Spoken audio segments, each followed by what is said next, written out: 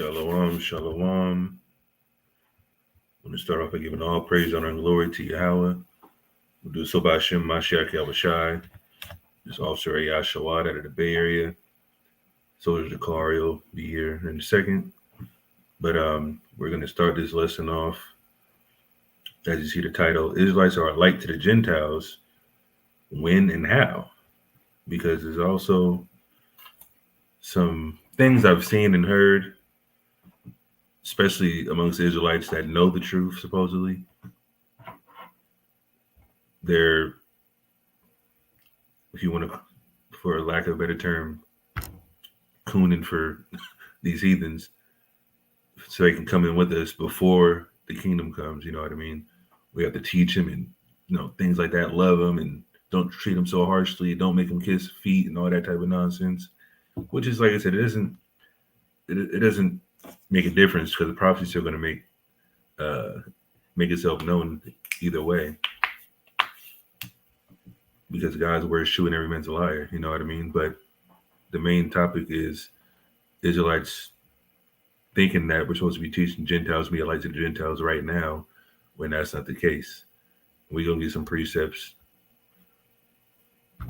and verses to prove our point of when it's going to occur, how it's going to occur, and what it's going to look like, because there's a lot of misconceptions and discrepancies in the Israelite community. But Lord willing, like I said, we get to the bottom of this by the end of this lesson. But yeah, like and share the video, y'all. I was trying to wait till some more people came in because I always want to start with double digits, obviously. So appreciate y'all for being patient for me to start the live and actually start talking. But we're gonna go in 1 second. Give me 1 second, actually.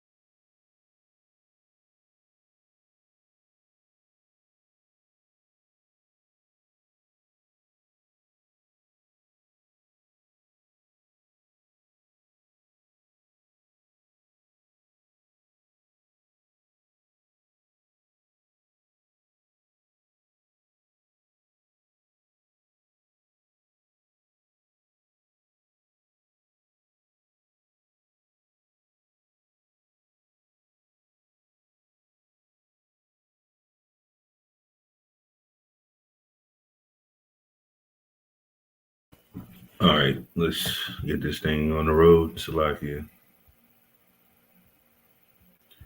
As you know, I got the whole lesson pulled up on the blue letter, and we're going to see where the spirit goes, because everything is the spirit through the spirit. You know what I mean? And if you have questions, obviously we can address that in the midst of this dialogue in lesson. So let's just begin here. The most famous, not the most famous verse, but one of the famous verses that Christians use and, we're familiar with, Isaiah 49:6. And he said, "It is a light thing that thou should be my servant to raise up the tribes of Jacob and to restore the preserved of Israel. I will also give thee for a light to the Gentiles, that thou mayest be my salvation to the end of the earth." So this is a verse that gets twisted up every now and then, not by us, but Christians and things like that. So they try to say it's referencing how the Most High can save everybody, but in all actuality, it's saying He's going to save the tribes of Jacob and the preserve of Israel. And then this is the part they misconstrue. I will also give thee for a light to the Gentiles, that thou mayest be my salvation unto the ends of the earth. So, of course, the light to the Gentiles aspect is in reference to the Israelites teaching other nations. But this is where they get it mixed up. That the thou is not the Gentiles. The thou is Jacob and the preserved of Israel. See, I will also give thee, these people before the clause or the prerequisite, Jacob and the preserved of Israel. We're going to be the light to the Gentiles, that thou, the same people, thou, the Israelites, may be my salvation to the end of the earth. Because how there's going to be salvation, the Israelites going to be ruling. And as it says in Revelation 22, we're going to get that later. We're going to be to the healing of the nations. That's their salvation, serving us, learning the laws of God, and being up under us. That's the only thing they're going to get. You know what I mean? And not be killed if they don't go off. You know what I mean? And we're going to get the same priest, or not the precept, but the parallel in the New Testament that gets misconstrued. Acts 13 and 47. For so have the Lord commanded us, saying, I have set thee to be a light of the Gentiles, that thou shouldest be for salvation to the ends of the earth. It's the same concept. But it's talking about Israelites being a light to the Gentiles. The light ultimately is Christ, we agree. But the light also is the elected 1/3, the Israelites that are going to be redeemed and be the government and the first fruits of Israel ruling at that time when the nation, when the kingdom starts. So, of course, the nations are going to learn from us, be up under us, but it has nothing to do with them being saved. Their salvation is servitude. And that can be proven throughout the Bible for sure. So let's just keep rolling. Another similar verse in Acts 26 and 23, that Christ should suffer and that he should be the first that should rise from the dead and should show light unto the people and to the Gentiles. Simple. He beat death. He didn't sin. He conquered sin, as we all should be striving to do, being in the laws, statutes, commandments, hearing the Most High properly, being in the Spirit, you know what I mean? And it says that and should show light into the people and to the Gentiles. He showed the light into the Israelites first, walking amongst the Israelites in the first century. He got put to death for transgressions, as is written. And obviously, into the Gentiles, he didn't speak to the Gentiles at that time. He healed the Canaanite woman's daughter. What else did he do for the Gentiles? Nothing. But this will be taken as, everybody that comes to Christ, whosoever, all that stuff. And at the end of the day, it's not their time. Obviously, if you're in the camp or, teaching on your own on the streets, it's not a problem to break down the Bible to them. But in reference to the salvation that comes with Christ, no, they don't get that. They'll be waiting in the kingdom 1,000 years for that if they're not an Edomite. You know what I mean?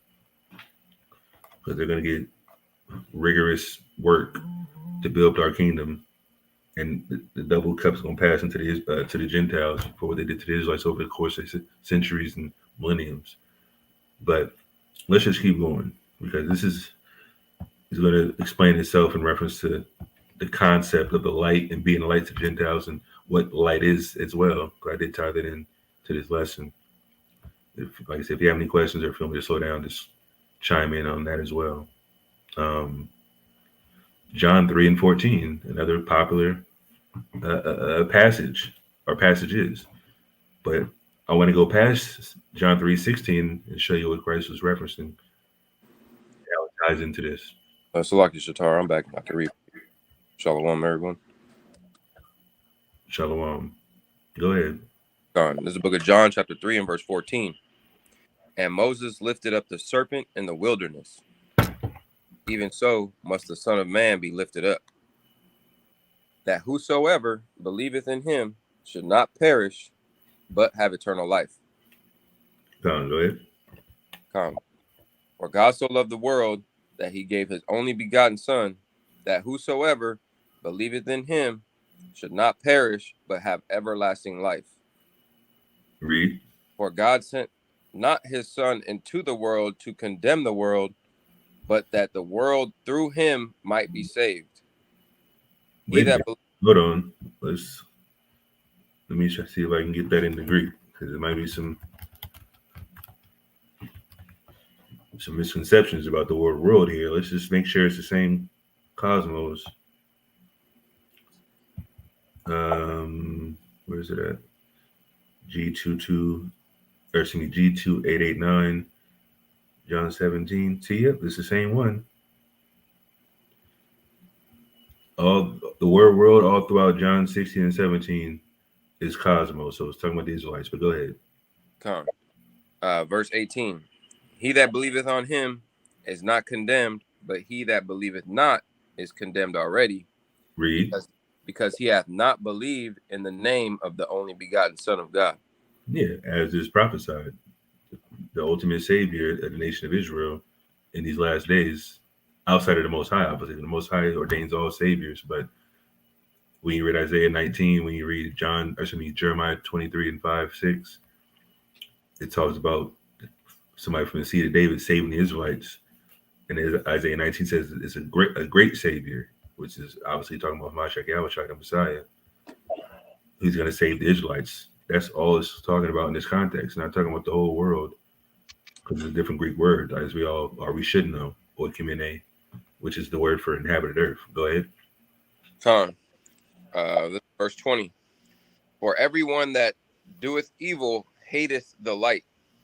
Hold on, you skipped something. You didn't read 19. Verse 19. And this is the condemnation.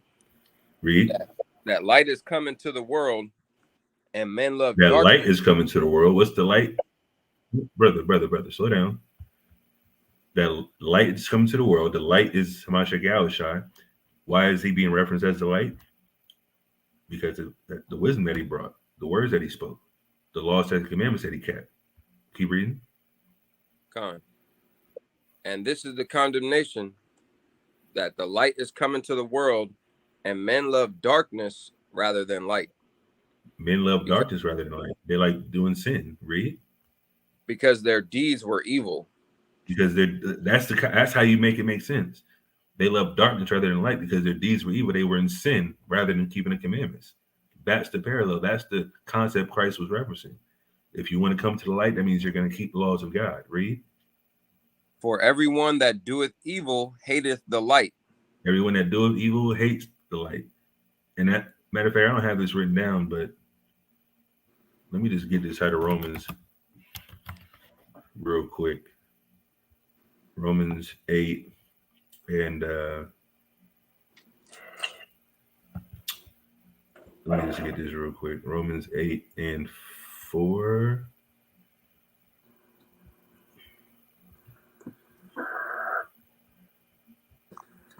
Just real quick. Romans 8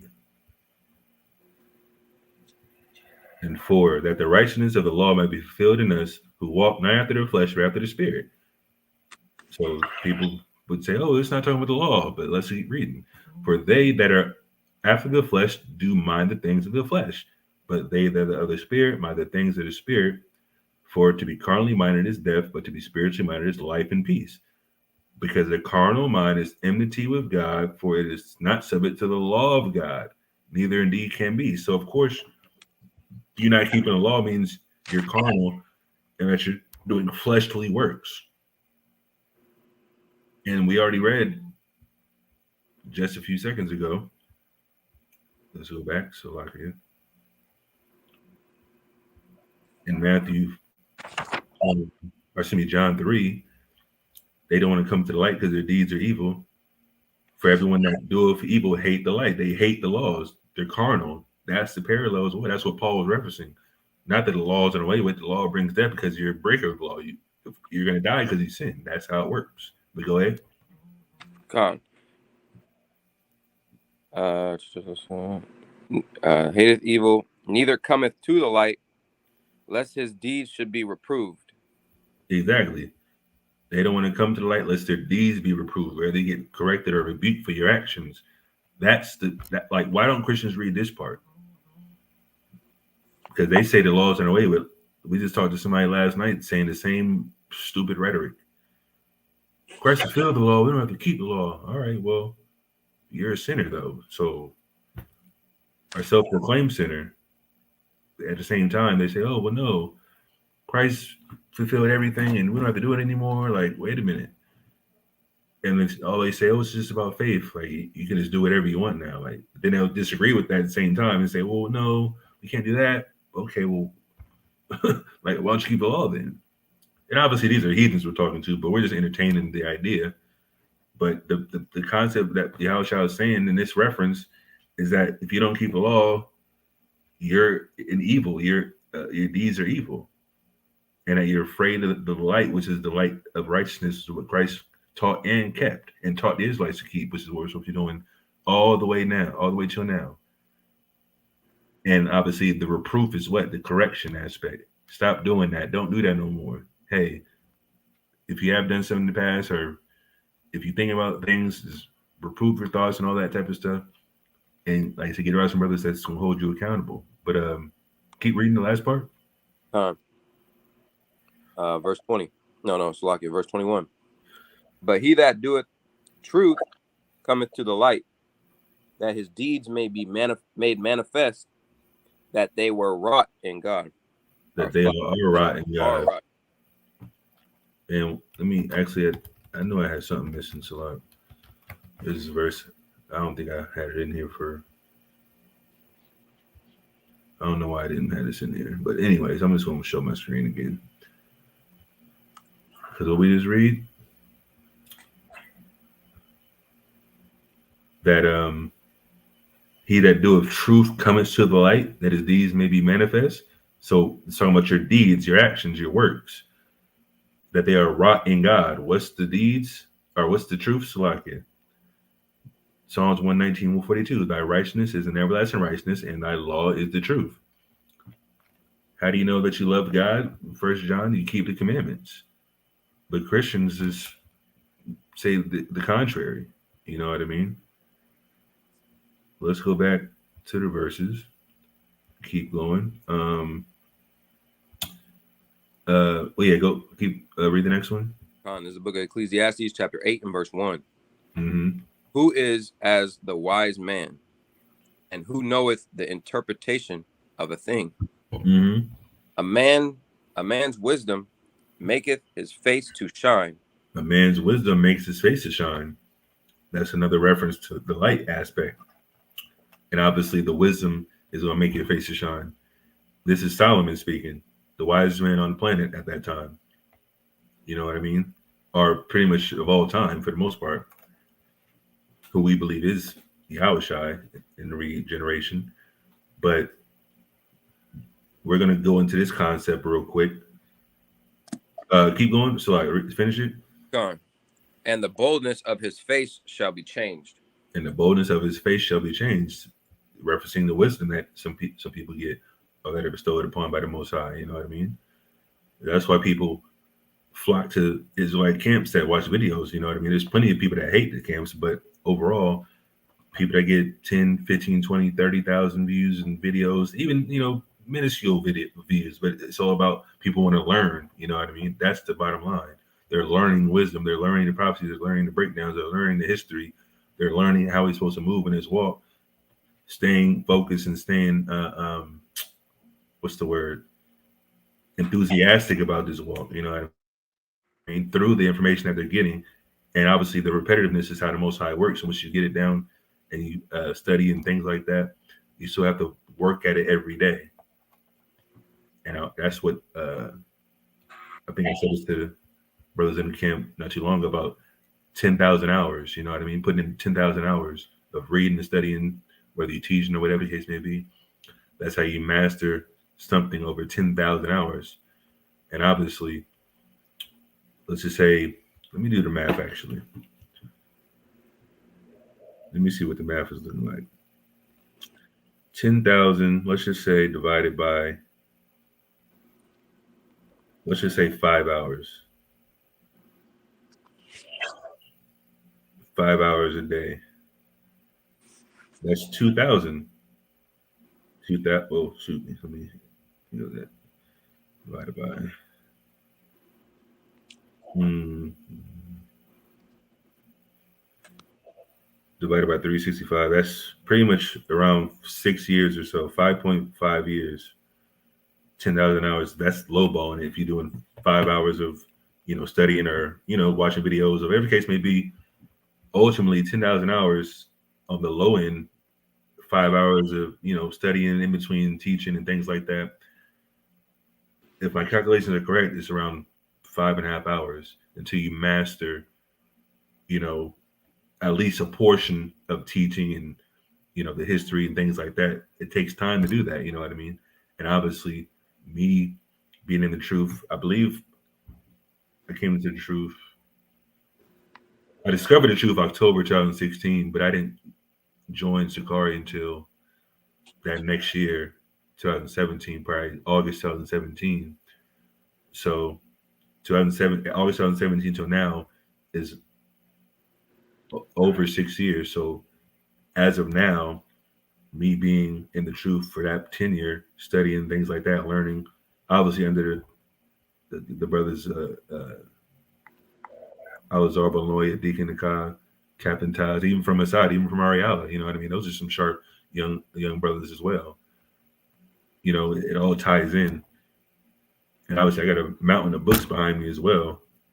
Some I have read, some I haven't read, but still it's just available for me to learn in the future on different topics and history, historical aspects, early church fathers, whatever the case may be. But that's the type of studying you got to put in over time. You're not going to learn everything in 1 year. You're not going to learn everything in 2 years, but you definitely have to put in the time and the work. And obviously, the wisdom is what's going to come, and that's what people are drawn to. You know what I mean?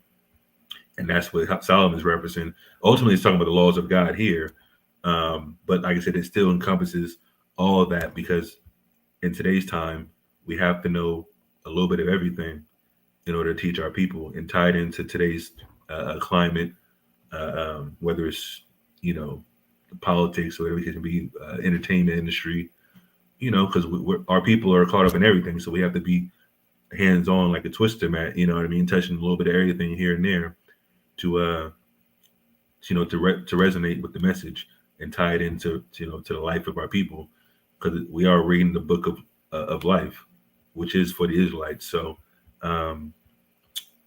keep reading. Con. There's a book of Proverbs, chapter 6 and verse 23. For the commandment is a lamp, and the law is light, and reproofs of instruction are the way of life. Yeah, this is similar to what Yahushua was saying. People that do evil deeds don't want to come to the light. And it says the law and the commandment is the light.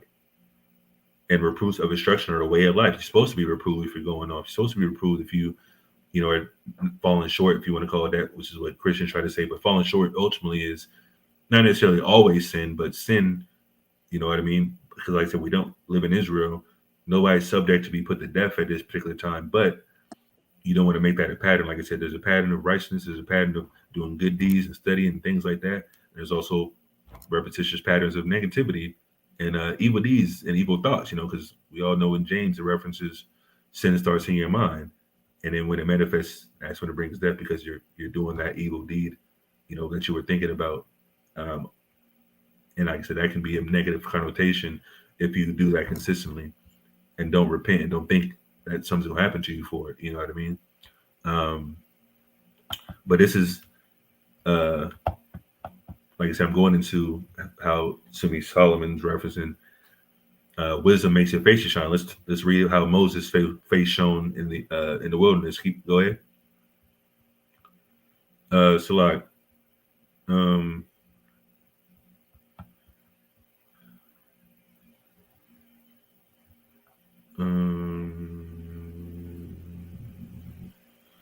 Teresa, we don't say Grand Rising. I don't know what that's about. That's some chemist stuff.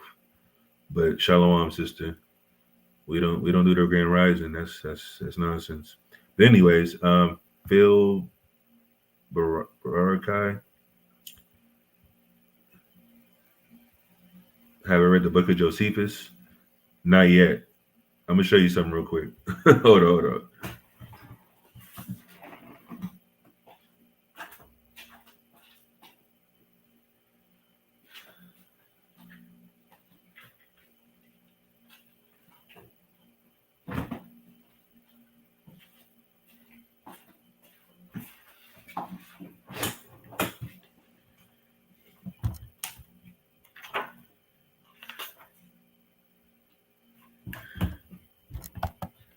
Look, since you brought that up, look how big this book is. You don't see this? This is about, well, I believe this is, what, 1,200 pages? This is Josephus, one of his books, actually. So I have it, but I haven't read this whole thing. This is heavy. And there's a couple other books that I have of Josephus, but no, I haven't read this whole book. But of course we know about Josephus. He was an Israelite, more of a sellout type, but he had a little bit of truth, and he lived obviously in the first century. So, yeah, he's definitely a historical reference that we would hearken to for certain topics. But go ahead and read, Salak.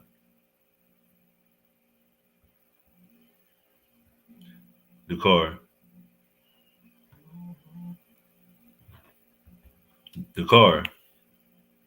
Salaki, I was on mute.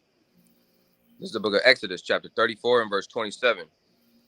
And the Lord said unto Moses, write thou these words, for after the tenor of these words I have made a covenant with thee and with Israel.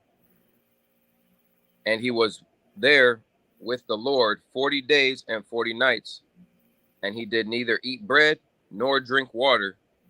And he wrote upon the tables the words of the covenant. Go ahead. The 10 Commandments. And it came to pass when Moses came down from Mount Sinai. So this is when he came down from the Mount Sinai with the laws of God. He's put face to face with the Most High at this particular point. Read. With the 2 tables of testimony in Moses' hand, when he came down from the mount, that Moses wist not that the skin of his face shone while he talked with them. Yeah, so Moses' face was shiny. We just read Ecclesiastes 8, wisdom makes your face shine. So the Most High gave Moses the wisdom, the laws and commandments of God, the wisdom that we're supposed to live by face to face. And Moses was getting that directly downloaded and obviously put on the tablets, and his face shone. Keep reading. And they were afraid to come nigh him. And Moses called unto them, and Aaron and all the rulers of the congregation returned unto him, and Moses talked with them. And afterward, all the children of Israel came nigh, and he gave them in commandment all that the Lord had spoken with him in Mount Sinai. Yeah, so his face was shown because he got all the commandments from the Most High. Read. Con. And till Moses had done speaking with them, he put a veil on his face. Read. But when Moses went in before the Lord to speak with him, he took the veil off until he came out. And he came out and spake unto the children of Israel that which he was commanded. Yeah, so when he was talking to the Israelites, he put the veil on, so it basically he wouldn't shine that bright. And then when he spoke to the Most High, he took the veil off. You know what I mean? Keep reading. Con, verse 35. And the children of Israel saw the face of Moses, that the skin of Moses' face shone. And Moses put the veil upon his face again until he went to speak with him. Exactly. So the moral of this passage, the Most High gave him wisdom, his face shone, as like what Solomon was referencing in Ecclesiastes 8. Keep reading. Con. This is the book of Romans, chapter 7 and verse 14. Mm-hmm. For we know that the law is spiritual. Read. But I am carnal, sold under sin. Yeah, the law is spiritual. It came from the Most High, spiritually to the hands of Moses on tables of stone at that particular time. And we're going to get more details in reference to how that translates into the light to the Gentiles as well. But I'm also what's the word Deacon uses, a Rogerian argument, how the Christians want to tie that into how we're not supposed to keep the law. So we're going to read the passage that Christians run to as well that talks about what happened in Exodus 34 with Moses, how they try to misuse the context and things like that. But the reason why we're sold into sin because we're in our flesh. You know what I mean? We're not in the new covenant. We're not. Um, our hearts aren't circumcised by the Most High for the most part. Even though people can say, "Oh, Romans 2 it says you keep the laws unwillingly, your circumcised heart." Of course, I mean that reference, yeah, but they're not fully engaged and sin free. You know what I mean? But keep reading. Con. This is the book of John, chapter 6 and verse 63. It is the spirit that quickeneth. The spirit that quickeneth, the spirit which we all reference is the laws of God as well. Read. The flesh profiteth nothing. The words that I speak unto you, they are spirit and they are life. Their spirit and their life. Why? Because Christ kept the laws perfectly. He had the spirit without measure, the Holy Spirit in reference to that. And he spoke nothing but the laws of God. He kept the laws perfectly. And that's what we're supposed to do in our particular lives. And obviously, I don't have it written down, but I'm just gonna go here real quick. Deuteronomy 30, which is one of my favorite chapters. Deuteronomy 30 and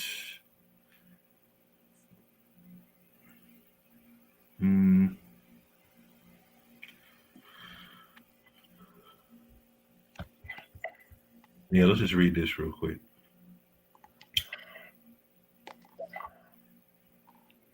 Deuteronomy 30 and 15. See, I have set before thee this day life and good and death and evil. So obviously he's talking about the commandments.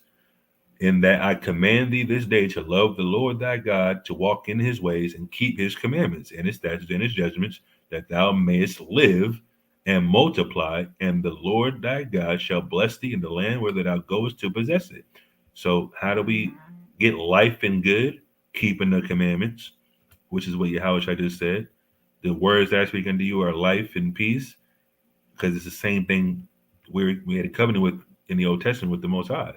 But if thy turn away thy heart, if thy heart turn away, so that thou will not hear, but shall be drawn away and worship other gods and serve them, that can be anything: Valentine's Day, birthdays, Christmas, Thanksgiving, all that nonsense.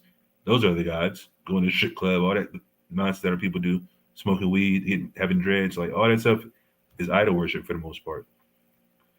I denounce unto you this day that ye shall surely perish, and that ye shall not prolong your days upon the land, whether thou passest over Jordan to go to possess it. I call heaven and earth to record this day against you, that I have set before you life and death, blessing and cursing. Therefore choose life, that both thou and thy seed may live. So what's the life? It's the commandments, keeping the commandments. It's that simple. Matter of fact, let me get another one. Is this it? 16. What am I thinking of? Or am I being backwards? I was saying it. What am I thinking of? Oh, Congregation of the Dead. That's what I want. The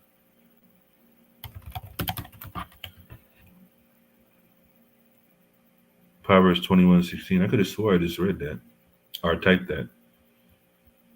The man that wandereth out of the way of understanding shall remain in the congregation of the dead. The understanding is the laws of God, the commandments. And remaining in the congregation of the dead is what?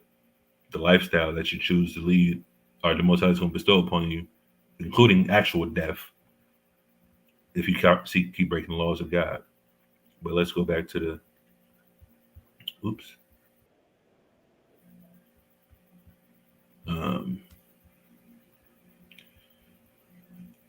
Yes, I watched Battle Rap, but that was the wrong page. Let's go back. Here we go. So yeah, we read John 16:63. Yahushua is referencing the words that he speaks unto you, they are spirit and they are life, which is what we reference in Deuteronomy 30. It's a lot.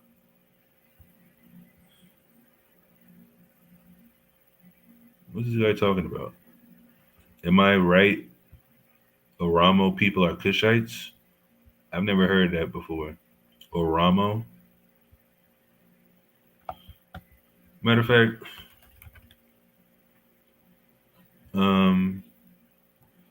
Oromo people.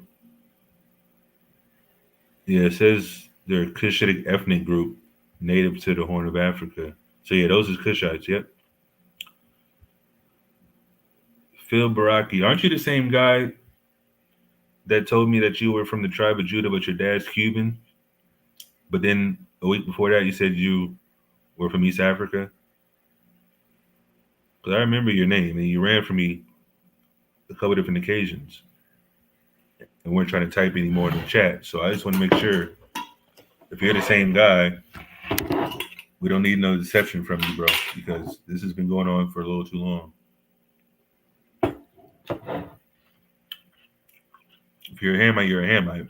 Let's say that.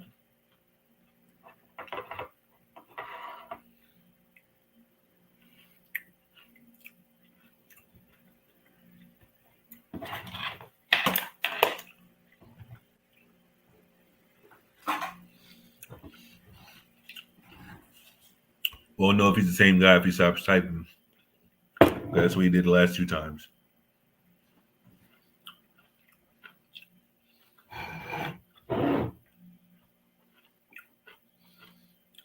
Well, I might be right.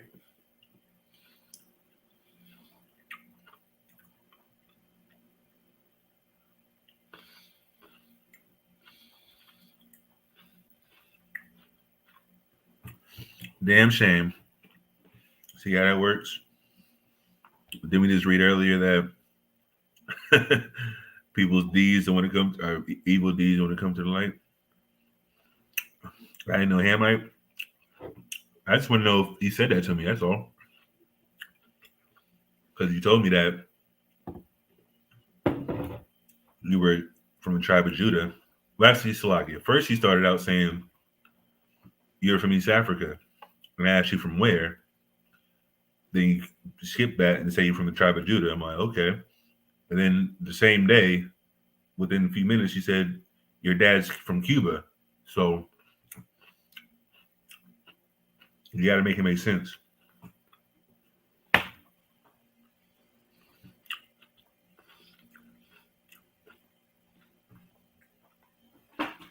Can you make it make sense, sir?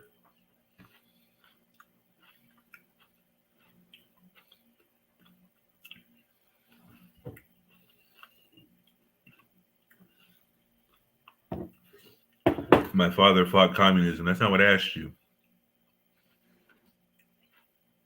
You see how he's trying to talk around the point? Crazy. What the hell does communism have to do with anything? Communism's all over the place.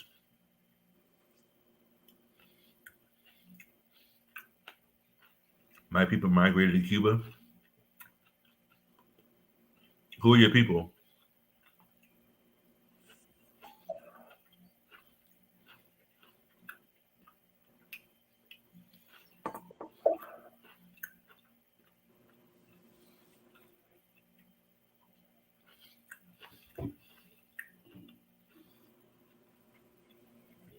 Can you tell me who your people are, sir?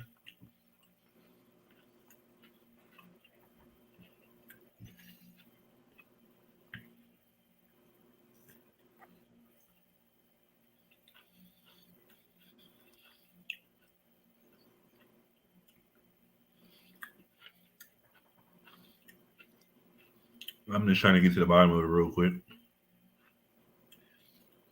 Try the spirit, buy the spirit, you know?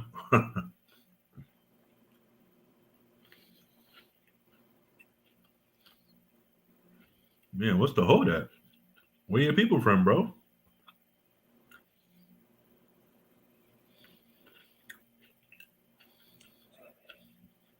This is crazy. I'm over here pausing a lesson for you. But I don't really like liars and people that deceive in my chat. Because I remember your name vividly. Now you're in my chat.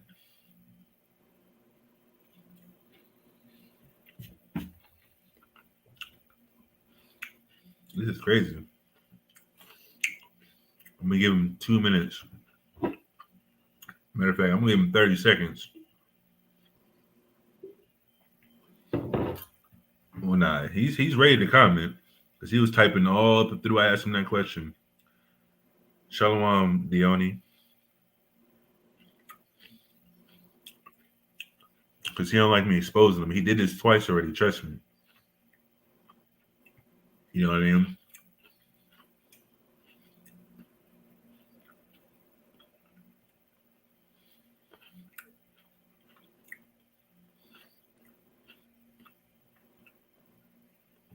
Is he in here still? Let me see.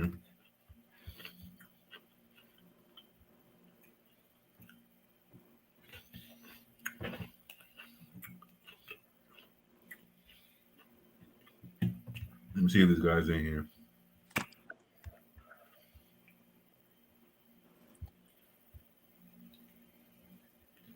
I gotta go to another screen.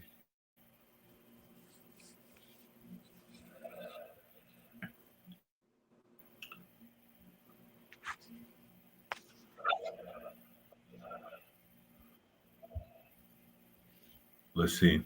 Let's see if he's in here still. Yeah, this is crazy, bro. Oh, he's still in here right now. He don't want to type though because I busted him again. This is crazy. Anyways, let's just get back to it. Go ahead, Jakar. See what happens. If he was an Israelite, he'd be honest about everything. He'd just be, ready to explain himself, go into his lineage. But guess what?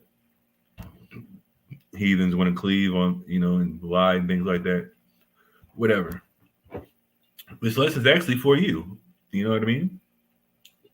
Because we're going to be a light to you in the future, heathen. Go ahead. This is the book of John, chapter 8 and verse 28. Mm-hmm. Then Jesus said unto them, when ye have lifted up the Son of Man, then shall ye know that I am he, and that I do nothing of myself, but as my Father hath taught me, I speak these things. Exactly. So there's a parallel between what? The Most High giving Moses the laws of God, giving it to the Israelites. Yahweh coming on the scene, being the Son of God, spiritually as well, giving the laws, statutes, and commandments to the Israelites again, and more of a spiritual attribute. There's no difference. And obviously, Yahweh had the powers, you know what I mean? But that's the ultimate thing. The words that Christ spoke is no difference the way the Most High gave Moses in the wilderness to the Israelites.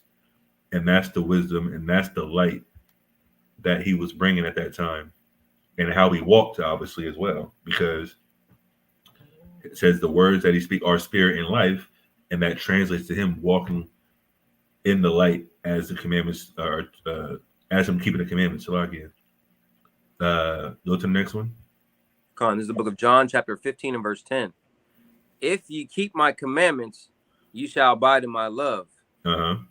Even as I have kept my Father's commandments and abide in his love. Yeah. The words of spirit and life that Yahweh spoke, the same thing that he was given to come down on the earth and teach the Israelites again.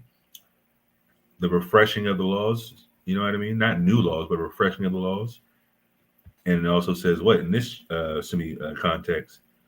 If we keep his commandments, which is the same commandments that that the Most High gave to the Israelites, he's doing it in his teachings in the Gospels, and we're abiding in the Most High's love, just like he abides in the Most High's love as well, doing it perfectly. And that's our job. But like I said, the ultimate parallel, like I said, is keeping the commandments, because Christ didn't teach nothing that the Most High didn't tell him what to teach, which is the same thing Moses taught. You know what I mean? But let's keep going. Go ahead.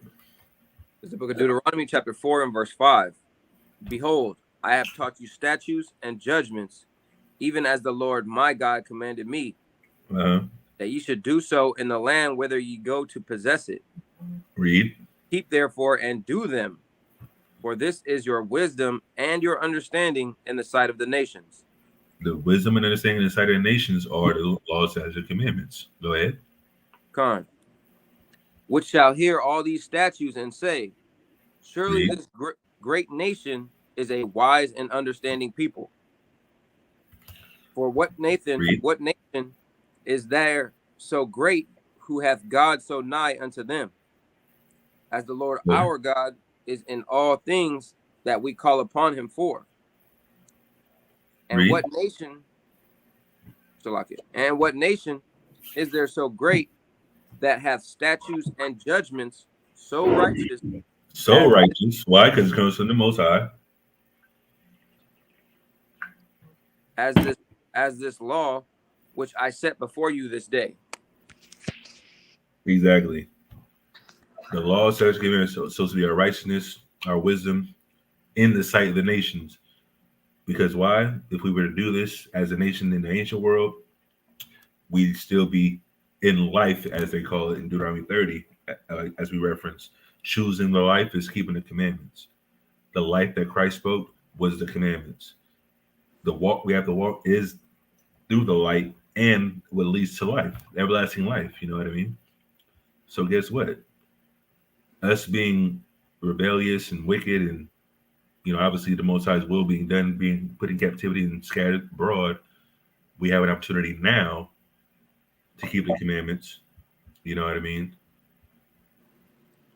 And be the light to our people first, because, like I said, matter of fact, do I have it here?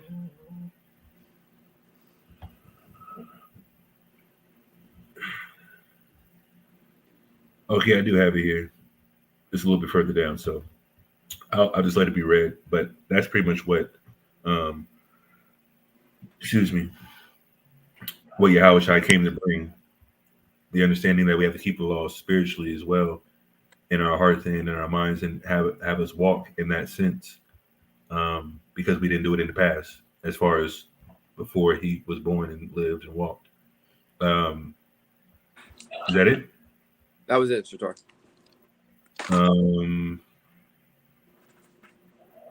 So let me see. Matter of fact,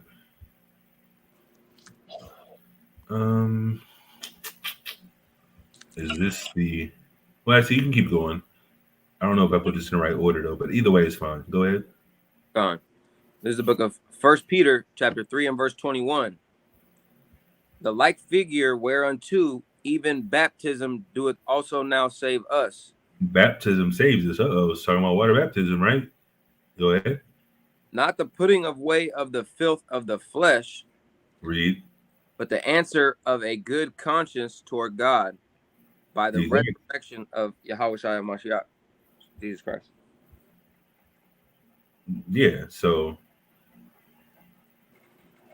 the context up here is talking about when Noah was saved, and obviously he wasn't dunked in water; he was in a vessel, being saved physically. And this is making a comparison, saying you're also saved through baptism, not necessarily being dunked in water, which is what? Not the putting away of the filth of the flesh, but the answer of God, but the answer of a good conscience toward God, changing your mentality, changing how you think, because how you think is what comes about you. You know what I mean? How you move, how you live your life, and it's referencing how the Most High, how Yahushua died and resurrected. How you have to die to yourself, die to your negative thoughts and your past thoughts. You know what I mean? And how did he do that? How did he conquer death? By keeping the commandments. You know what I mean? But keep reading. This is the parallel I was making with Moses, because this is where Christians run to say, "Oh, well, this is the law's done away with." But let's just read it, see what it says. This is the book of 2 Corinthians, chapter 3 and verse 6. Who also hath made us ministers of the New Testament, not of the letter, but of the Spirit. Not of the letter, but of the Spirit. Read. For the letter killeth, but the Spirit giveth life. The letter kills, but the spirit gives life. Read. But if the ministration of death, written and engraved in stones, was glorious, so that the children of Israel could not steadfastly behold the face of Moses Uh-huh. for the glory of his countenance, Read. which glory was to be done away, how shall not the ministration of the Spirit be rather glorious? Yeah, so he's making a comparison here. The ministration of death, they're trying to make, well, if a Christian would break this down, they're trying to make it seem like, oh, well, the stone tablets weren't necessarily as glorious. And it says the next verse, they couldn't behold the face of Moses. And we already read what happened with Moses. He got the commandments from the Most High directly on the stone tablets, and his face shown, which represents the wisdom of God. So in this same context, they said the glory, which glory was to be done away. So they'll read that and go, oh, well, that means the law is supposed to be done away with.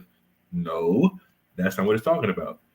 We already read the context. But if the ministration of death, written and graven in stones, was glorious, but he's trying to make it seem like it wasn't glorious because people died based off the stone tablets. But it's not because of the stone tablets. It's because of the sin they were committing. It has nothing to do with the stone tablets. And they're trying to, and then the next phraseology, so the children of Israel could not steadfastly behold the face of Moses for the glory of his countenance, meaning what? Like I said, we had his face shown.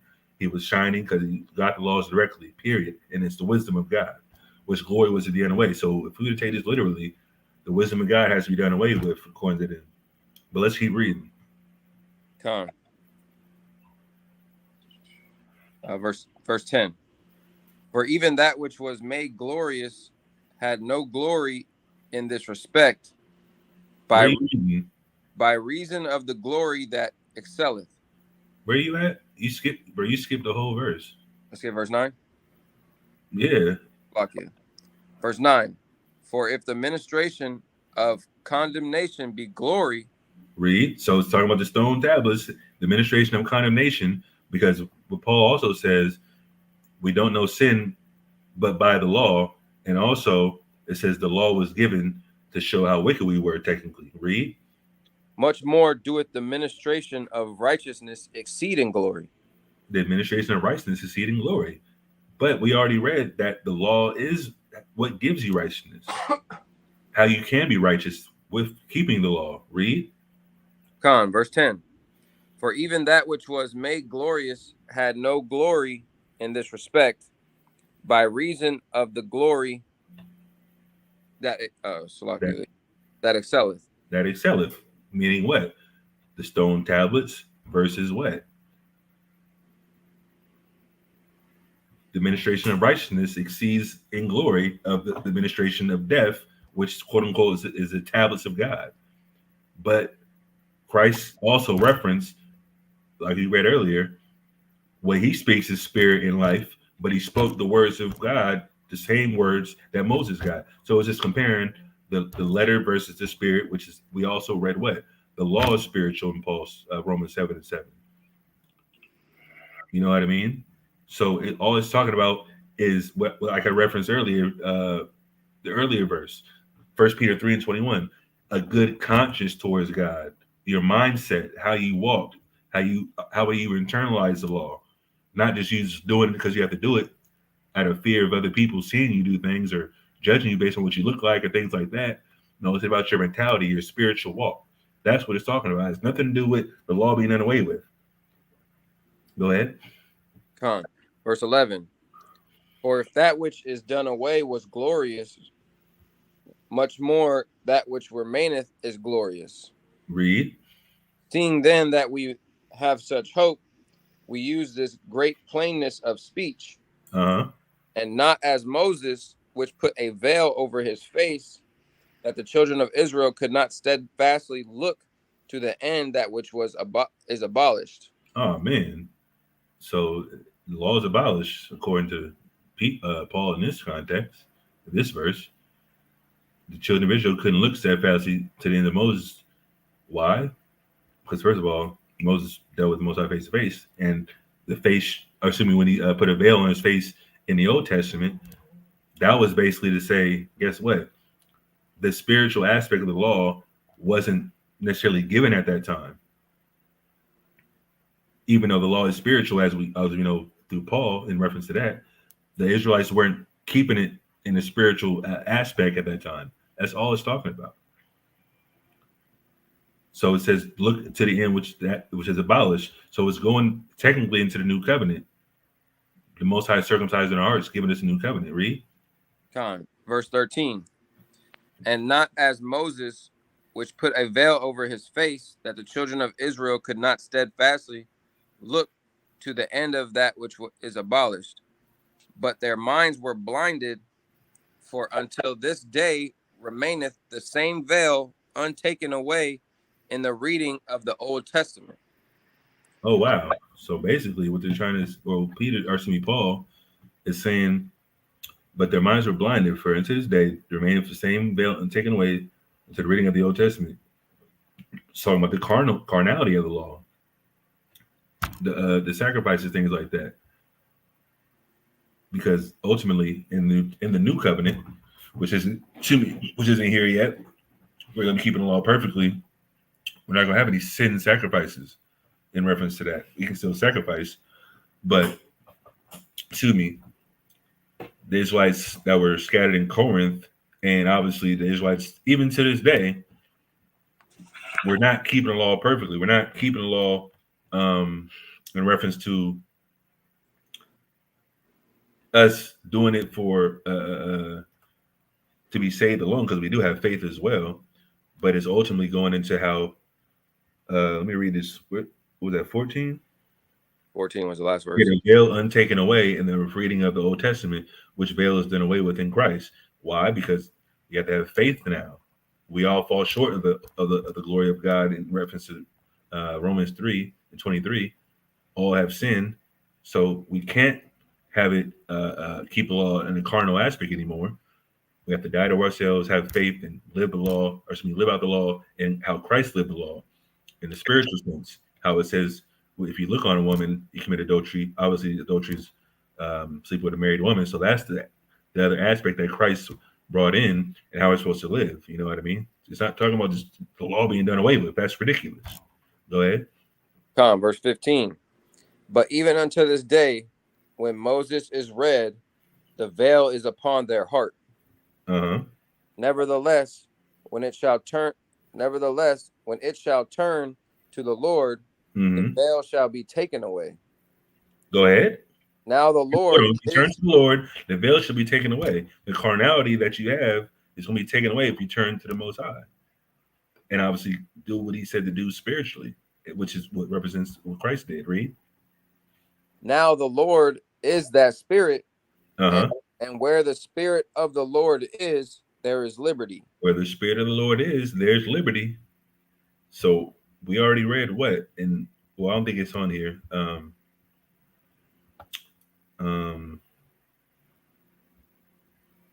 Actually, one of them is on here. John 6:63.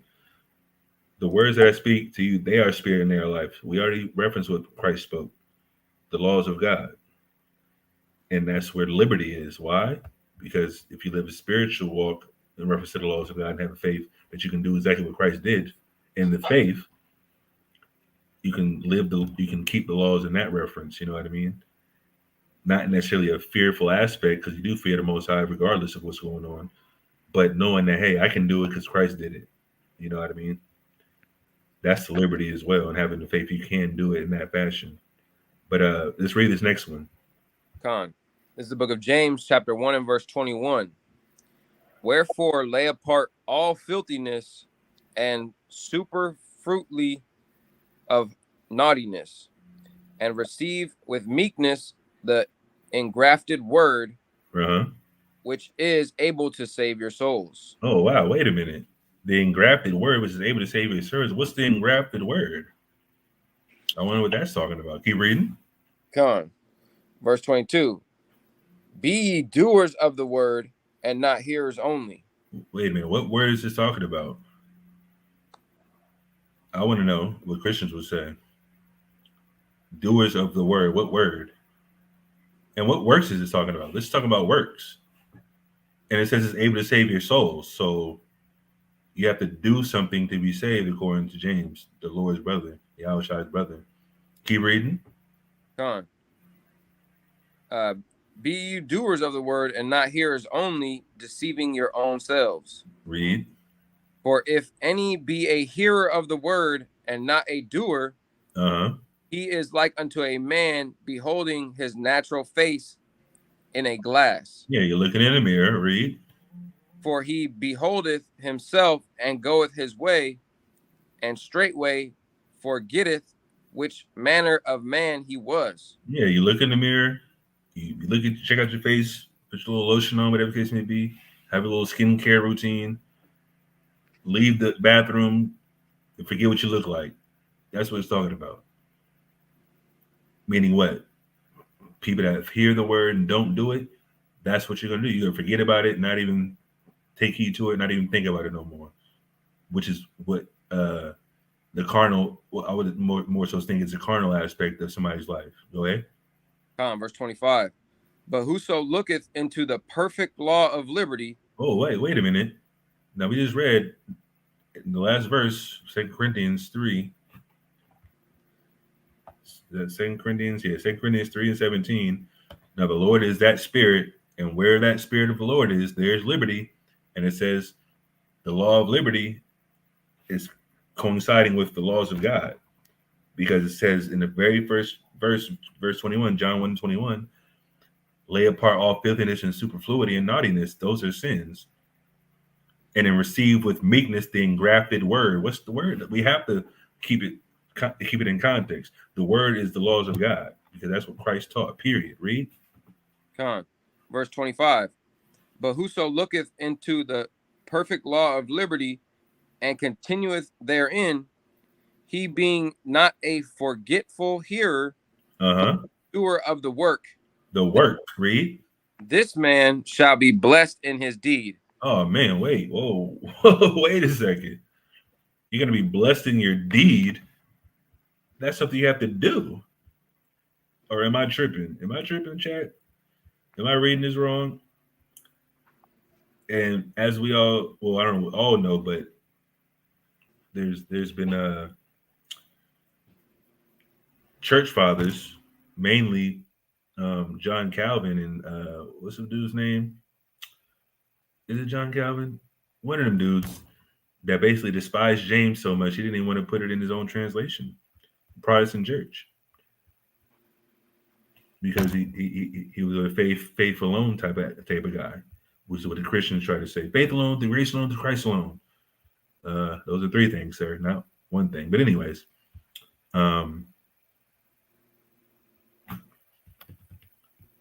so yeah, the more of this verse, the law of liberty is of the Spirit as well, because that's what Christ told his brother as a disciple, obviously, and that's why he wrote this.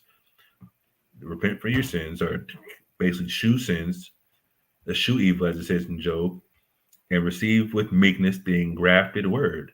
Matter of fact, I want to look this up in Greek. Matter of fact, I need to see what this word means in the Greek.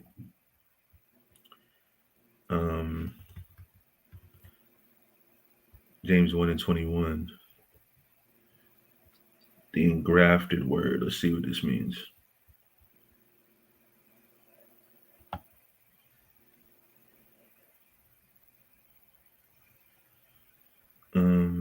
They had a whole lot of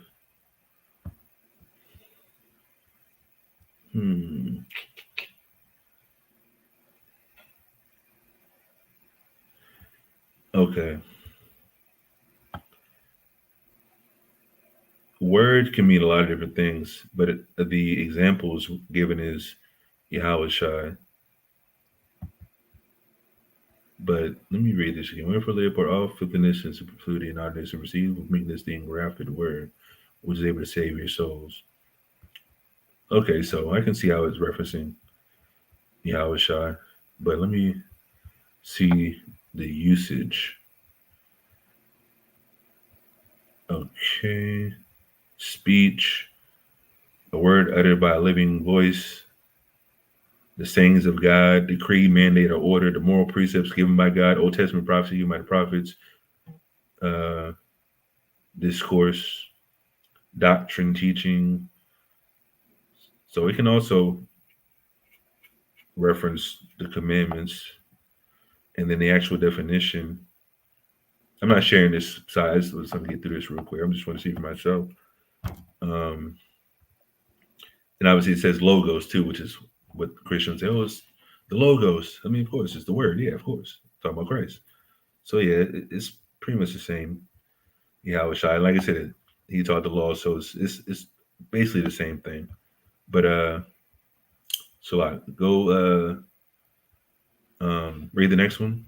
But this is the main one I want to get to as well to close out this lesson. Go ahead. This is the book of Matthew, chapter 5 and verse 14. Ye are the light of the world.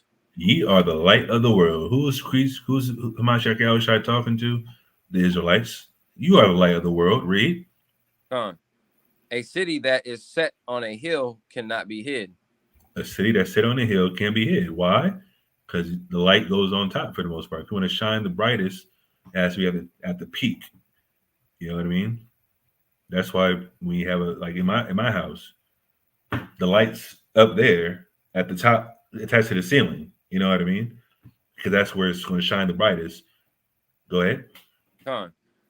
Neither do men light a candle and put it under a bushel, but on a candlestick. Exactly. You don't put it under a bushel. You don't put it under a bush. You put it on a candlestick. Go ahead. And it giveth light unto all that are in the house. Exactly. If you put the light at the top, it's on everybody's going to be able to see, no matter what corner of the room they are. They all have to see the light and see the room for the most part. You know what I mean? And that's how the nation of Israel is going to be set up in the future, because Yahushua is already representing we're the light of the world. We're the city that's going to be set on a hill that can't be hid. And we're going to get to why that's going to occur. And it all ties in to being a light to the Gentiles. We have to be on top, you know, for us to be a light to the Gentiles. We have to be ruling in righteousness, which we will do, Lord willing, be that number, in the future, not before. The Israelites scattered abroad, especially if you're in Christianity, like you're not being a light to the Gentiles. You are a Gentile in your mind in that case. You think you're a Gentile. It doesn't make any sense. Why do we have to give the light to the heathens before their judgment? It doesn't make any sense. But keep reading the next one. On that, Shatar. What's that? I wasn't finished on that verse. Did you want me to finish the verse?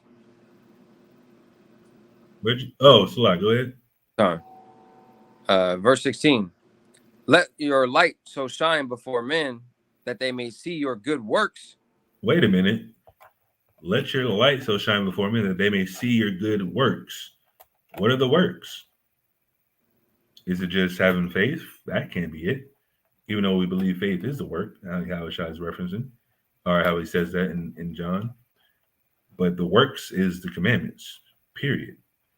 So we just read earlier that the law is light as well in Proverbs 6. Go ahead. That they may see your good works and glorify your Father which is in heaven. Yeah, we glorify the Most High by keeping His commandments, loving Him. You know what I mean? It's very simple. But a Christian will say contrary. And that's why, if there are Israelites in the Christian church, hey, you got to reason with them, things like that. Talk to them. But listen, the Most High's will going to be done. And some people ain't going to make it, including the Israelites that are in the truth, unfortunately. That's why you got to be steadfast in the word study and things like that. Being around people that can, correct you and teach you things as well. And keep your spirit, afloat, if you want to call it that. But read the next one. This is the book of Isaiah, chapter 61 and verse 1. The Spirit of the Lord God is upon me, because the Lord hath anointed me to preach good tidings unto the meek. Read. He hath sent me to bind up the brokenhearted, to proclaim liberty to the captives, and the opening of prison to them that are bound. Go ahead. To proclaim the acceptable year of the Lord, and the day of vengeance of our God. The day of vengeance of our God. That's part of the gospel. Why don't Christians read this part? Keep reading. To comfort all that mourn. Uh-huh. To appoint unto them that mourn in Zion, Read. to give unto them beauty for ashes, the oil of joy for mourning, Mm-hmm. garment of praise for the spirit of heaviness, that they might be called trees of righteousness, the planting of the Lord, that he might be glorified. That he might be glorified. That's how we're supposed to operate. And will operate in the future as prophesied. That's being a light to the Gentiles. And we're going to prove it. But first, we have to be saved.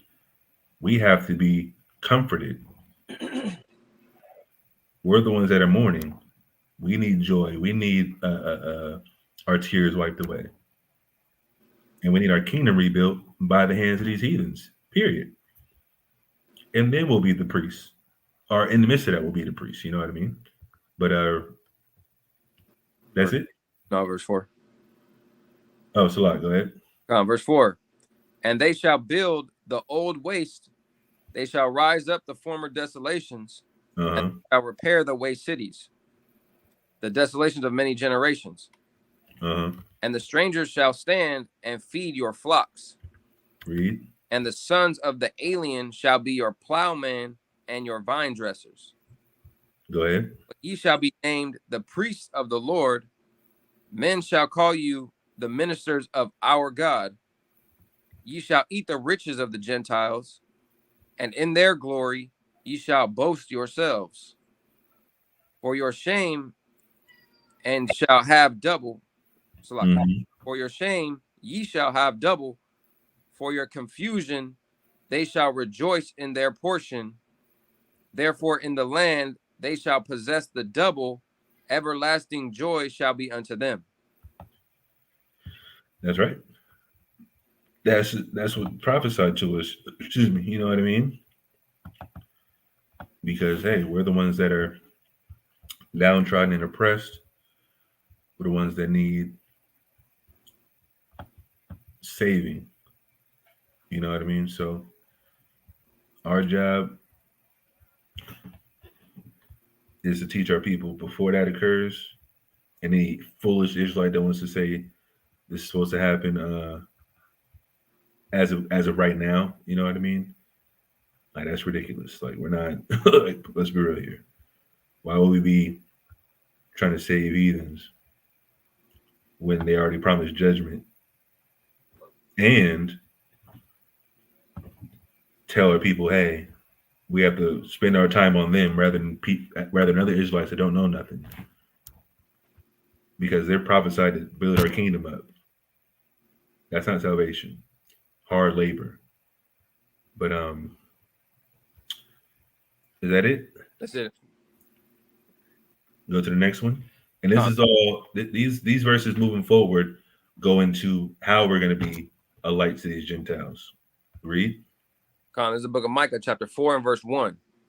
But in the last days it In the shall last days, read. it shall come to pass that the mountain of the house of the Lord shall be established in the top of the mountains, and it shall be exalted above the hills, Mm-hmm. and the people shall flow unto it. And many nations shall come and say, come, let us go up to the mountain of the Lord, and to the house of the God of Jacob. To the house of the God of Jacob, read. And he will teach us his ways, and we will walk in his paths. For the law shall go forth from Zion, Uh-huh. and the word of the Lord from Jerusalem. Read. And he shall judge among many people, and rebuke strong nations afar off. And they shall beat their swords into plowshares, and their spears into pruning hooks. Mm-hmm. Nation shall not lift up sword against nation, neither shall they learn war anymore. Read. This is the book of Zechariah, chapter 8 and verse Much 20. like you. Hold on. I'm looking for something. Hold on.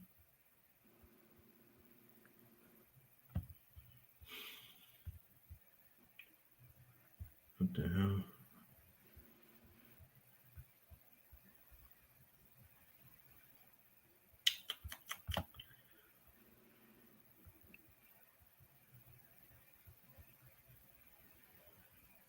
Am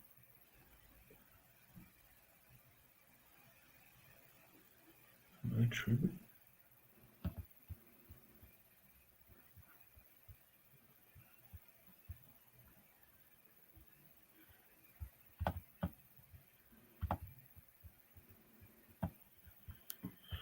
Shalakia. So yeah, us being at the top of the mountain means us being in rulership, and all the nations are going to flow to us, learn the laws of God.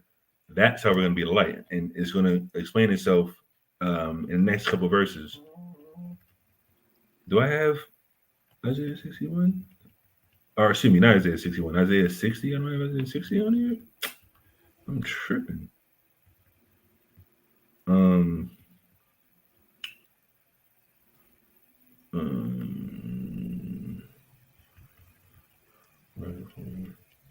yeah, let me put that in here real quick. I don't know why it's not on here. Let's get Isaiah 60 and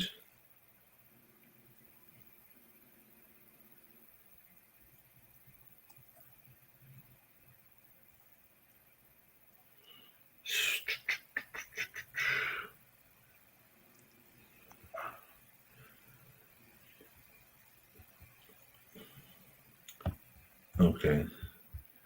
Technically, it's only a couple of verses, but Michael 4, like I said, it does explain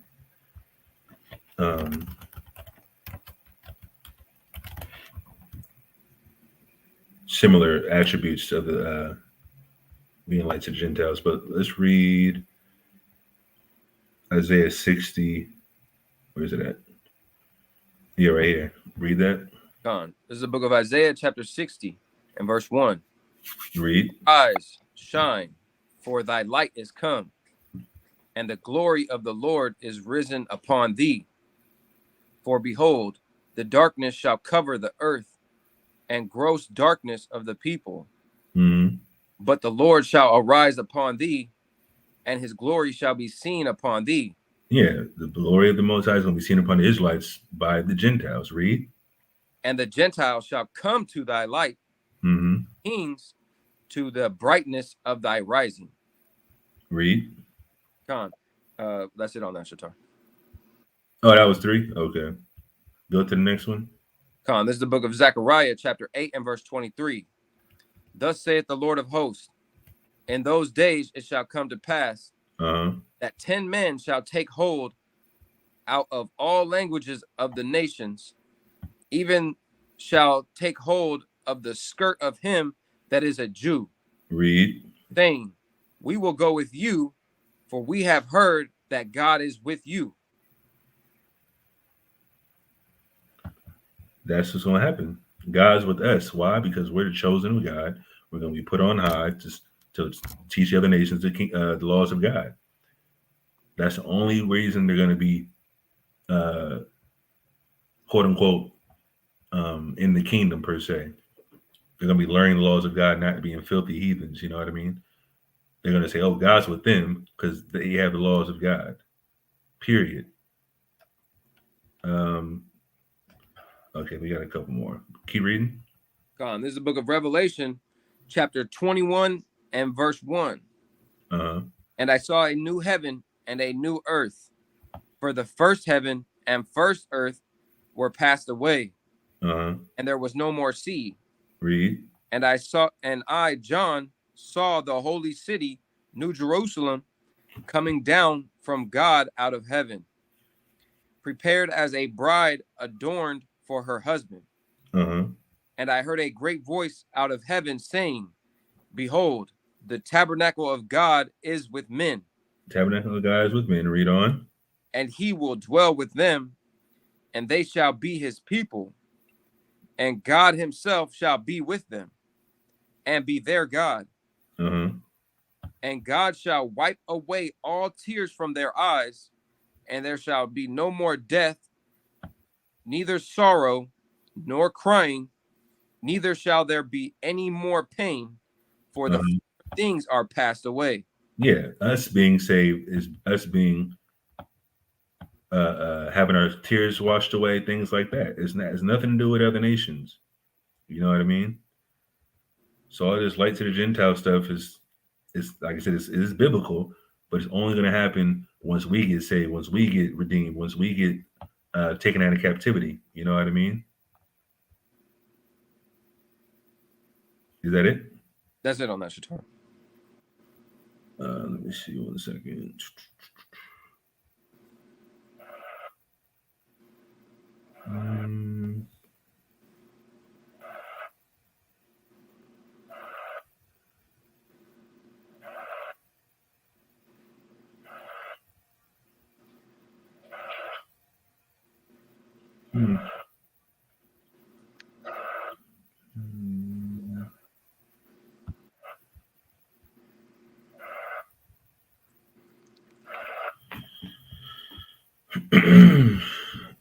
Where we at? Isaiah 14. Con. Did I miss something? Well, reference to the New Jerusalem. The New Jerusalem is the nation of Israel. The Israelites are people before a place. That's why it says it's to prepare as a bride adorned for a husband. The husbandman is Yahushai. We're the quote unquote bride spiritually, because that's what it says in Jeremiah as well. The nation of Israel is likened into a comely, delicate woman. We got spiritually divorced to the Most High. We're going to get spiritually redeemed to the Most High through the mediator, which is Christ. You know what I mean? Go ahead. Con, this is the book of Isaiah, chapter 14 and verse 1. For the Lord will have mercy upon Jacob, will yet choose Israel. Read. And set them in their own land. And the stranger shall be joined with them, and they shall cleave unto the house of Jacob. Read. And the people shall take them and bring them to their place. And the house of Israel shall possess them in the land of the Lord for servants and handmaids. Exactly. We're going to possess these other nations for servants and handmaids. You know what I mean? That is the end all be all for these heathens. You know what I mean? Their salvation is serving us for 1,000 years, building up the kingdom. And eventually, they'll be led back to their own land, serving us still, being tributaries to us. And they might not die as quickly as before because they're going to be keeping the laws. They're not going to be in a new covenant. New covenant is for us. And we're going to be glorified at that time. And in reference to being a light, that's going to coincide with us being a light as well, being glorified in front of the nations. We're going to boast in their riches. You know what I mean? We're going to live a full day, as it says, 1,000 years. But read the last one. Con. Still continuing on in verse 2. And they shall take captives they were, or Salaki. And they shall take them captives whose captives they were, and they shall rule over their oppressors. And it shall come to pass that in the day that the Lord shall give thee rest from thy sorrow and from thy fear and from the hard bondage wherein thou was made to serve. Exactly. We were made to serve hard bondage. We're going to be saved from that. We're going to be redeemed from that. We're going to be have shown mercy upon by the Most High, even though we went through affliction for thousands of years and other captivities. Once we get right, once the elect get sealed, once we come into our own light per se, keep the laws of God, choose life, you know, and then have the faith as well, and live like how shall I live? Lord willing, like I said, the 104,000 get risen up. You know what I mean? So we can actually get up out of this place, because everything's starting to go downhill. There's a real snowball effect going on globally, whether it's with the Israelis and the Palestinians, whether it's with Russia and Ukraine, whether it's with China and Taiwan, whether it's with Iran and Saudi Arabia, Yemen, whatever the case may be. Everybody's gearing up for war right now, and it's all due to this word coming true, because it's already been prophesied it's going to happen. It's just about us getting right. Lord willing, like I said, the people that do get right are redeemed out of this place called Babylon, Mystery Babylon, and avoid that final judgment. I mean, if you pass away before that, hey, that's ordained, but we want to see the destruction of this place. And ultimately, once it does occur, we are going to be in the kingdom, being a light to the Gentiles, ruling over them. And that's going to be peace on earth as is written. Give me the last one. This is the book of Revelation, chapter 22 and verse 1. Uh-huh. And he showed me Salakia. And he showed me a pure river of water of life, Go ahead. clear as crystal, proceeding out of the throne of God and of the Lamb. Go ahead. In the midst of the street of it, and on the other side of the river, there was the tree of life, which bare 12 manner of fruits, and yielded her fruit every month. And the leaves of the tree were the healing of the nations. Wait a minute. The leaves of the tree were the healing of the nations, but it's talking about Salat, a pure river of water of life. And it says in John as well, the Most High, Yahushua, it says, let me pull it up, Salat. I don't want to misquote it. Living water. John 7:38. He that believeth on me, as the scripture have said, out of his belly shall flow rivers of living water. You believing on Yahushua, following his commandments, which is the laws of God, which the Father gave him, just like Moses, having the faith. That's all coincided with you getting the living water. And obviously, us being a collective as the Israelites, doing it collectively, we're going to be the water of life, and it's going to be pouring out of the throne of God, which is what all comes from the Most High through Yahushua as the ruler of the earth at that time.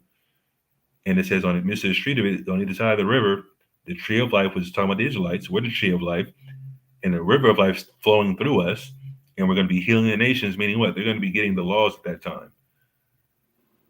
And this is all parabolic speech in this particular context, but are allegorical. But we know what the Most High, what Yahushua spoke is life, as we referenced earlier. And that life, when it comes to Deuteronomy, is the commandments, period. Go ahead. Gone. 12 minutes. Water, FM Blue, for your generous donation, brother. Yahweh Shemel Shabrakatah for the support, brother. Appreciate it. But I definitely prefer Cash App because I'm not even sure I'm gonna see that $20. But anyways, it's all good. Appreciate it either way. But go ahead. Done. And yielded her fruit every month. And Salakia, bare 12 manner of fruits, and yielded her fruit every month, and the leaves of the tree were for the healing of the nations. Verse 3. And there shall be no more curse. There should be no more curse at that time, read. But the throne of God and of the Lamb shall be in it, and his servants shall serve him, and they shall see his face, and his name shall be in their foreheads. Read. And there shall be no more night there. And there should be no more night there. Why? Because we're going to be the light, keeping the laws of God. Read. And they need no candle, neither light of the sun. For the Lord God giveth them light. The Lord gives us light, the same light that Moses received, that made his face to shine. The law is light, like it says in Proverbs. There's no difference here. Read. And they shall reign forever and ever. We're going to reign forever and ever. The Israelites are reigning over the earth, period. You know what I mean? That's our job, to teach the commandments to our people first, and eventually the Israelites are going to be teaching to the other nations. You know what I mean? So that's pretty much self-explanatory. But that's it. That's it on that, Shatar.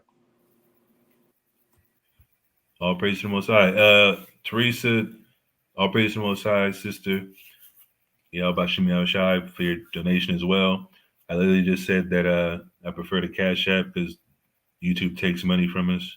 But hey, I appreciate the donation. And of course, we be seeing you at camp with your family. It's all good. Y'all was deep yesterday. I ain't gonna lie. We came up there. Y'all was out there thick. So I definitely appreciate the support. But yeah, now it's time for any questions. comments or smoke. You know, I'm not really with the smoke, but usually people don't come to my page with it, so I'm not really concerned. But you already know we address everything head on in the SICARII. So yeah, ask your questions. You got about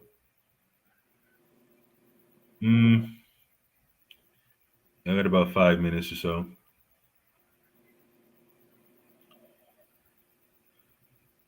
FM Blue. I don't know if I got that, but appreciate it, brother. Either way, 'cause I think I got it on my tablet actually. Let me see. I got two different cash apps: my personal cash app and the camp cash app. But let me just double check. But appreciate it either way. Questions in the chat. I'll give you matter of fact, I'll give you 6 minutes. Actually, I'll give you. Well, either way, as many questions come, we'll just address them because we're still kind of below 2 hours. I want to be at 2 hours technically.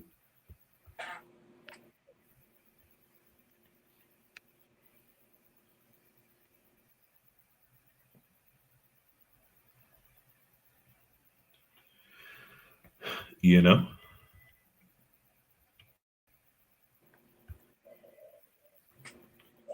Questions.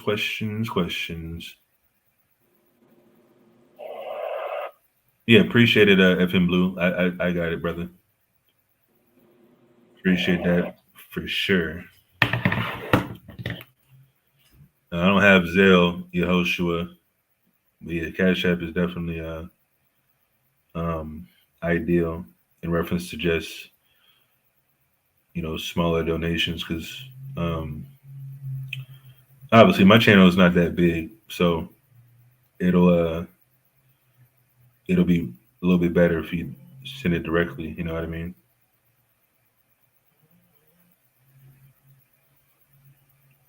Because I don't get that many donations. You know what I mean? Well, yeah, this is their platform, Teresa. They run the platform. We get what's it called, monetization, and they lowered that tremendously from the last couple of years. So, since like I said, in reference to just how you get paid outside of cash apps and uh, um, what is it called?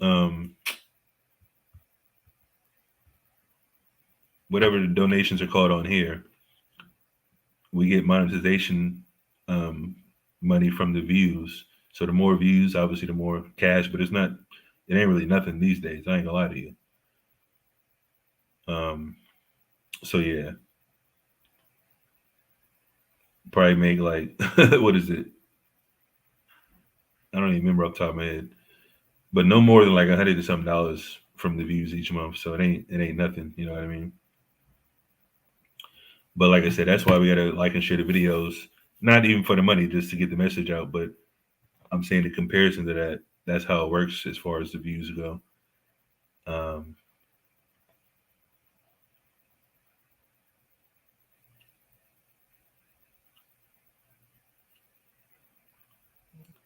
but any questions? Any questions?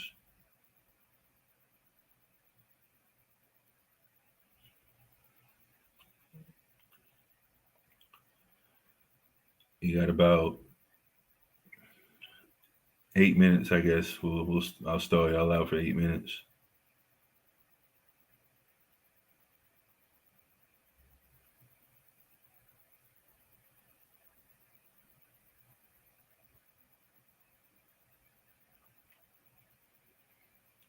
You know.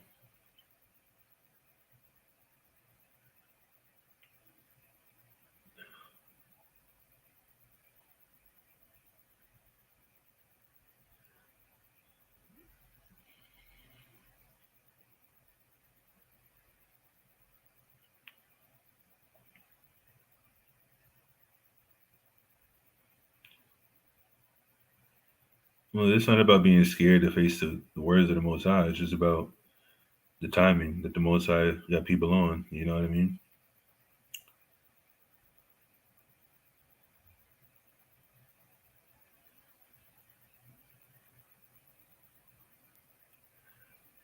like I said, it ain't up to us to force people to do anything. So that's not the mindset to have. Whoever the Most High brings us is what we have to deal with.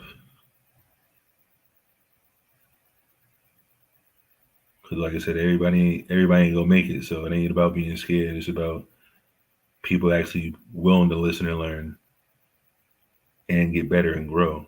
So, and even if we do talk to them, it's not going to change anybody overnight for the most part. So we just plant seeds. And like I said, I think I found this out not too long ago about how long it takes a pineapple to grow. Let me show y'all real quick how crazy this is.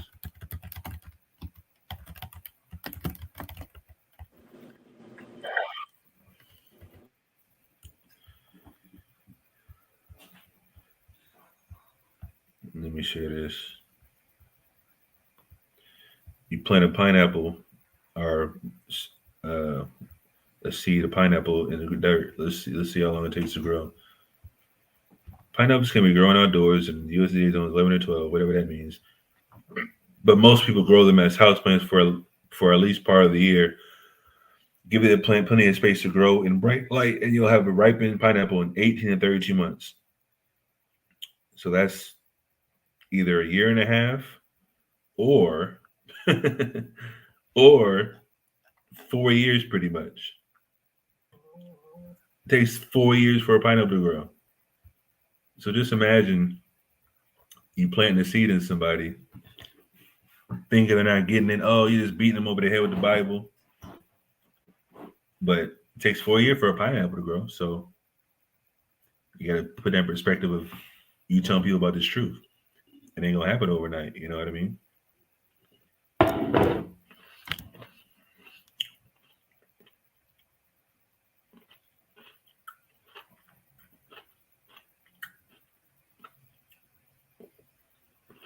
But I got 5 minutes.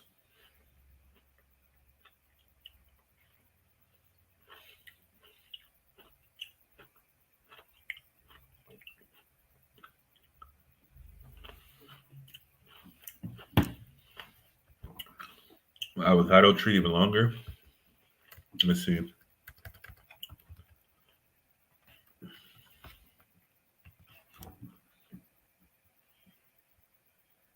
It's about the same. 3 to 4 years. Yes, it's about the same pretty much.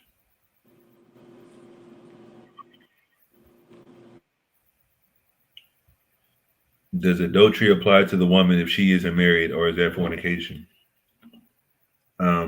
No. Adultery is when you're married, and or if a man's married and you're married. Fornication is unlawful sex, adultery, lesbianism, homosexuality, whatever the case may be, bestiality. So no. If a woman's single, when she sleeps with a married man in the Israelite culture, she's the second wife.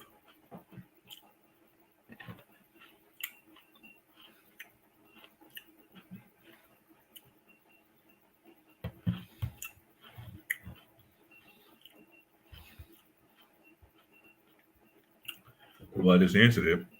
If the woman's single and she sleeps with a married man, as an Israelite, that's his second wife.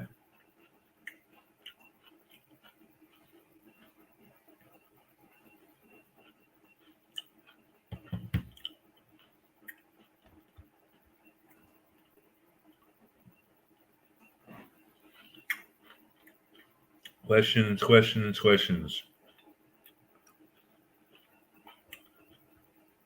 We got 3 minutes. Or 2 minutes almost.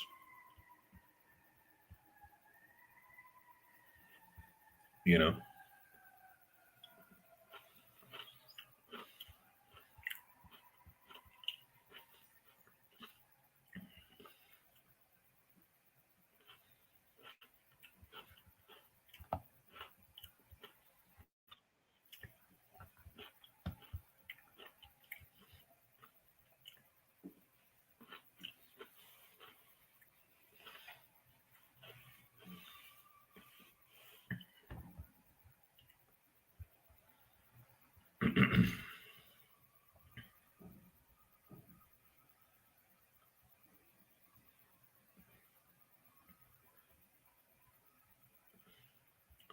Well, since I know what happened, or a little bit, I guess, we always teach, like I said, fornication is unlawful sex. Lesbianism is unlawful.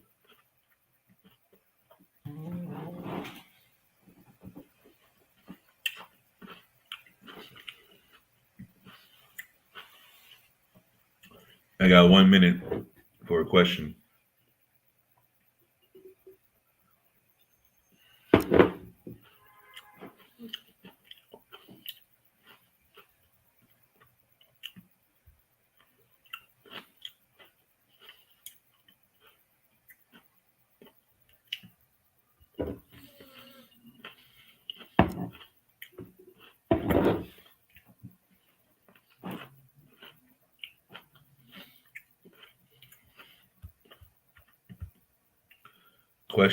Questions.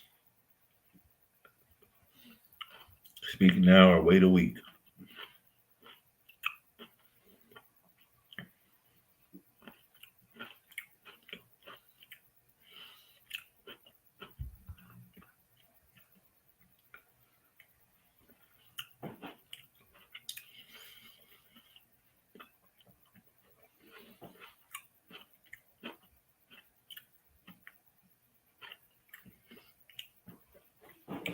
It applies to women the same. I mean, I think I just explained it. You think only men are allowed to covet or aren't allowed to covet? Like, I mean, it's kind of like it applies to both parties. But obviously, since the men are the leaders, it's addressing the men because we're allowed to have multiple wives, but we can't sleep with somebody that's married.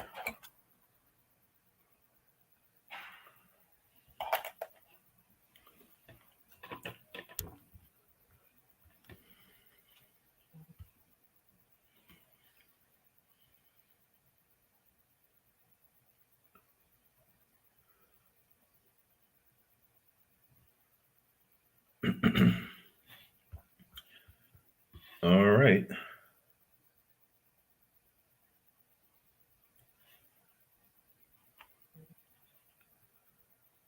Last seconds before I get off here.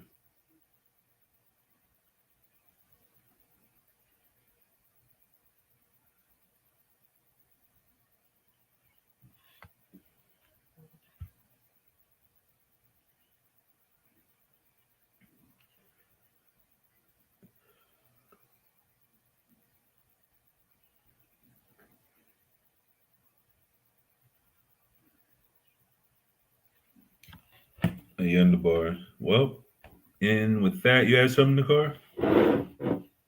Shatar, I don't got anything. All praises, honor, and glory to Yahweh, Bashem Mashiach Yahushua. Appreciate y'all for tuning in. We're going to go in next week. I might speak about the chariots and aliens next week, so we'll see. Excuse me. I got to think of some topics. But either way, appreciate y'all support. Like, share, and subscribe. If you want to give to the channel, the Cash App. And like I said, we want to get this message out to everybody through the Spirit. Teach our people and that we have to endure to the end, build them up, rebuke them if necessary. But ultimately, our job is to keep the laws of self, be a light to our people as well. And it's not about, arguing all the time. It's not about cursing people out. It's not about just thinking you're better than people that don't know the truth yet. Because, like I said, you being a light and you dealing with them a certain way, how Paul references how you become all things to all men, you got to reason with them in a certain fashion. You know what I mean? It's not about you. It's about how the Most High puts you in that predicament to teach them in a sense. And like sometimes they're not going to get it, but you got to take the opportunity and deal with them a certain way and respectful. And like I said, be it's that light that they can look to. Like, okay, well, maybe I can do better over time because of this message I'm receiving. You know what I mean? But some people you got to just be harsh with, you know, save with fear, as it says. But either way, like I said, we have to be a light, and eventually we'll be a light to Gentiles in the kingdom. And like I said, it's only going to happen if we get right first.